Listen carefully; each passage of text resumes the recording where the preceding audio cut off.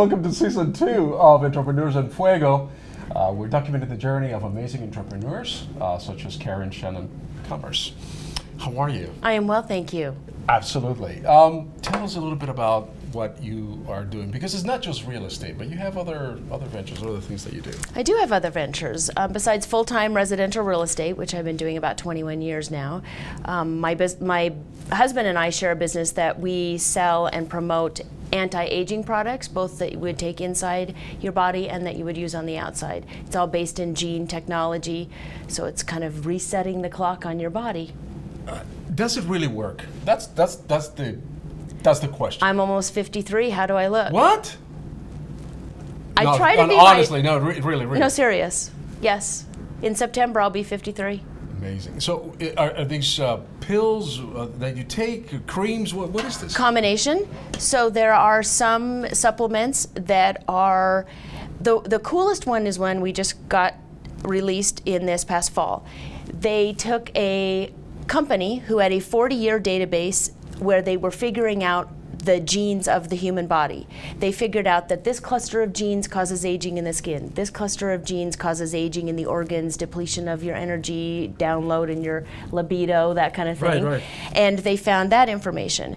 Then what they did was they went around the world and they found pockets of longevity in societies around the world, and they looked at what they were eating, because there are people who live around the world who live healthy, long, fulfilling lives, and then there are those people who don't. So there's a difference in what they eat. So what they did was they took this information from this 40-year database, clusters of genes, looked at people who had healthy, long lives around the world, took the ingredients from their diets, put them into a supplement, and this particular supplement will reset thousands of genes in your body, designed to make you live longer, live healthier. We'll go to your real estate life here in a minute, but yes. this this is way more interesting. I know. It's this way thing's more fascinating. interesting. You just light up when you're talking Yes. about this stuff. There are two places that come to mind with regards to longevity. One of them is this town is called Vilcabamba in Ecuador, in South America, and people there notoriously live the average age. Well, not the average, but people live 100, 105 years old all the time. It's like nothing, and these people are just living very normal lives. The other one is in Japan, of course. Yes. Several cities in Japan where, people and scientists are just bewildered. What is it that make these particular cultures, these cities, allow for people to live longer? And isn't it though? I mean, regardless of what aging products and anything that we take, isn't it the lifestyle that we adopt early in our lives that determine whether we have a better opportunity to live longer? Let's say, somebody that drinks and smokes all their life versus somebody that has quit smoking or quit drinking long ago. Wouldn't that be something that perhaps if you start taking, it doesn't matter what kind of supplements you take now, what kind of creams you take now, if you still drink and smoke and live a very dirty lifestyle, that's not gonna help. That's very true, and I think that there's a lot of evidence to support that when you are a child, the family of origin that you come from and the eating habits that you have there set you up for success or struggle for the rest of your life. But you're right, we have to take a lot of responsibility for what we put into our bodies, what we expose our bodies to. And there's a lot of, actually, I'm just learning this myself, that the genes that we are born with from our parents make a difference in what you should be eating, right? How you should be exercising, whether or not alcohol is beneficial for you or not beneficial for you. So I'm just starting to study that myself. We all want a quick fix, though, right? Oh, yes. We all want a quick fix. I know there's this friend of mine that came over here the other day, and she's like, "Oh, you're gonna look younger in 30 seconds." I'm like, "Come on now!" And she put some kind of cream in my thing, and and I felt my skin tightening up a little bit. And those are short-term fixes, though. I mean, how much? Because they're so topical. Right. There's only and they're not going to the source of what's causing the issue in the first place. Okay. So that's the difference. Yes, that's the difference. And what's interesting is when you were mentioning the South America and the Asian communities Sure. and so forth, so that supplement that I was telling you about, it has lots of fish oil and fish and marine elements There in you go. it. It's Boom. got purple corn. It's got resveratrol, which is found in red wine. Wow. So, yeah, There you go. it's funny that you would mention the communities and the societies that were part of that contribution to that supplement. Oh, absolutely. In Ecuador, corn. In fact, the red corn is very, very notorious, as well as in Japan. In Asian countries, fish products that are certainly contributing to Yes. this. Let's go back a little bit to your entrepreneurial journey, though. Yes. Let's just go back to it. Were you always an entrepreneur? Did you work for corporate America? What set you on being an entrepreneur? So I think part of the reason why I wasn't really afraid to take the journey was that my parents had a custom cabinet making shop while I was growing up. And so I always remember that Dad was in the shop, right on our property. They've had like a 7,000 square foot shop and we would work there. So we would start pushing the broom and my mom made wedding cakes and made dresses, would sew and so forth. So my parents were both entrepreneurs, and I saw the flexibility of being able to have lunch together every day. My parents would have lunch together because he would come in from the shop and they would have lunch. That's almost unheard of now. I know, you just don't get to do that. So strange. And the flexibility, I remember in December of 1976, my parents took us out of school for an entire month and we went to California. We did California, So cool. Everything California. And nobody else that I went to school with whose parents were working in corporate America were able to do that. The interesting thing was, though, that when I went to college, my intention was to finish my business degree and then to get a law degree. Well, at the end of law school, I got a divorce and I wasn't in a position to go taking on a bunch of student loan debt. So I went, using my 4-year degree in finance, into corporate America, and just kind of in a temp position, trying to figure out where I would fit in with Sure. what companies.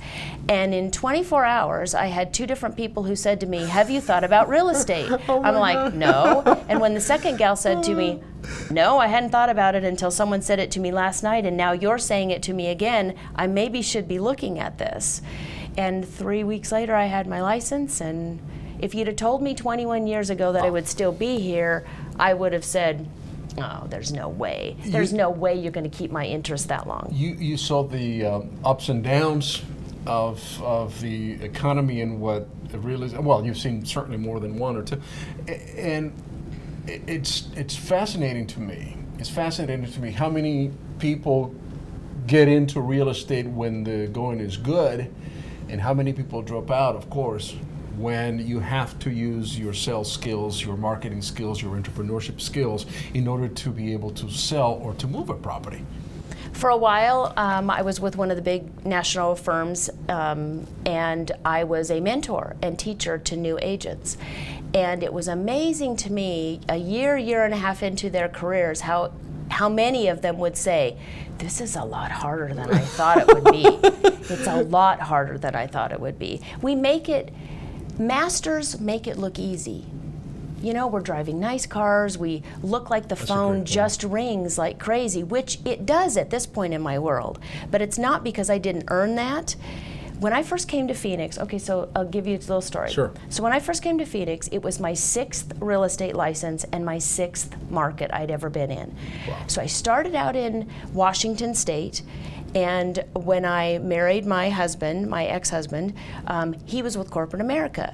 So I ended up selling then south of Seattle, outside of Chicago, Houston, Kansas City. He's getting transferred to San Francisco, and I'm like, okay, this is getting ridiculous.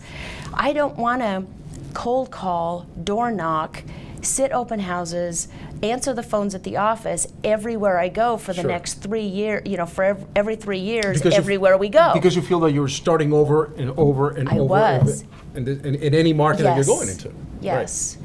And the one thing I did know, and this came very naturally to me even before I learned about it in a seminar I went to one time, which was when you build a relationship with people in the middle of that one real estate transaction and you stay in touch with them going forward, you are the one that they call when they next need something, or if you've done a very good job for them when they're standing around talking at work to other people.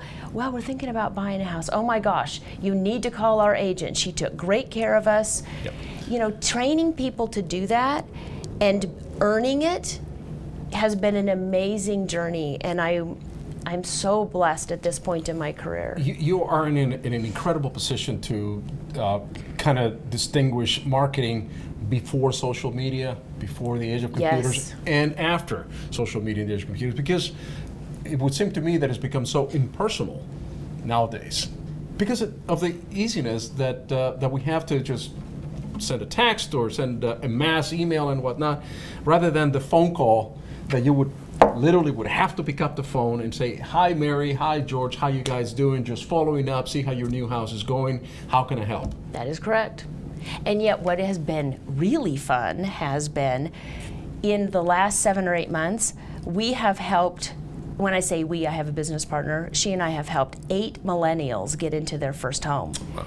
Millennials can have an entire conversation through email, texting, and they are completely okay with that. That seems impersonal to us, Yes. but we have to, I mean, even at my age, I need to adapt to what my clients want. You know, it works best for them. So you're texting back, you're emailing back. Yes, although I always tell them at the beginning, this is a complicated process, and if you send me a question in a text, and it's gonna not be done justice The by answer's gonna be sending about this. exactly. I'm gonna pick up the phone. If you have to send me to voicemail, I'll understand, or if you need to call me back, I'll understand.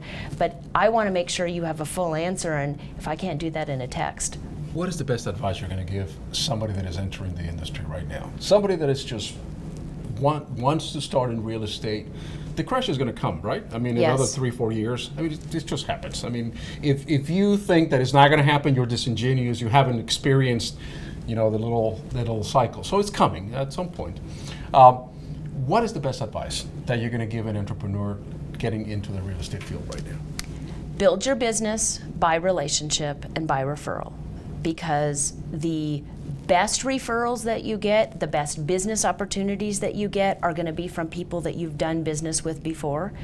And even when somebody is coming into the business for the very first time, they have a hard time getting mind share in the minds of people who know them, because they're thinking of them as who they are in their current life, not necessarily thinking about them in terms of real estate. Sure. So I think that there's some dialogue to be had with people, which is, you know how well I do in my job now, you know I'm dependable, you know I'm, a learner, whatever they are, describe themselves and what their qualities are in their current position, and say, I'm planning on using those in my real estate, and here's how I'm already implementing some of that. So you're crossing that boundary, Yeah. because for new people, they haven't got a chance against me, right? I wouldn't I'm say 21 years in, Exactly. I'm very good at what I do, I come highly, highly recommended.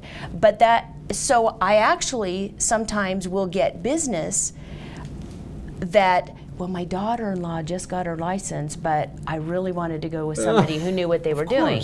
So daughter-in-law in that situation just needs to do a little more. The other thing I tell people, and I had this conversation with a brand new agent last week, was do not fall prey to $125 here will help you do this. $112 here will help you do this. It's only $29 a month. We're going to SEO this, give you this website here, buy you this lead, whatever. Do not give in to any of that. That is a quick way to get yourself into a lot of commitments that you can't easily get out of when the market starts shifting, which it will. best advice you ever got. Keep your expenses low. I like that.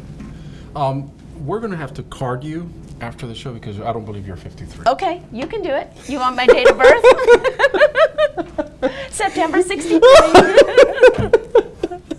Well, I'm 55, so we're contemporaneous, so we're about the same thing. All right. Well, thank you so much. I appreciate it, and much success, man. I mean, there's a lot that we need to learn from experience, right? There's a lot to say about experience, but somebody that has already lived it and kind of dodge a little bit of the mines that are out there and the pitfalls that are out there. And Yes. your experience, your advice, your sage, hopefully will help some of the younger generation wanting to become somebody like you. Kind of maybe think it twice, or maybe pick up the phone and call you directly. Absolutely. And you can give him the aging cream thing. Exactly. Good enough. With that, we're out.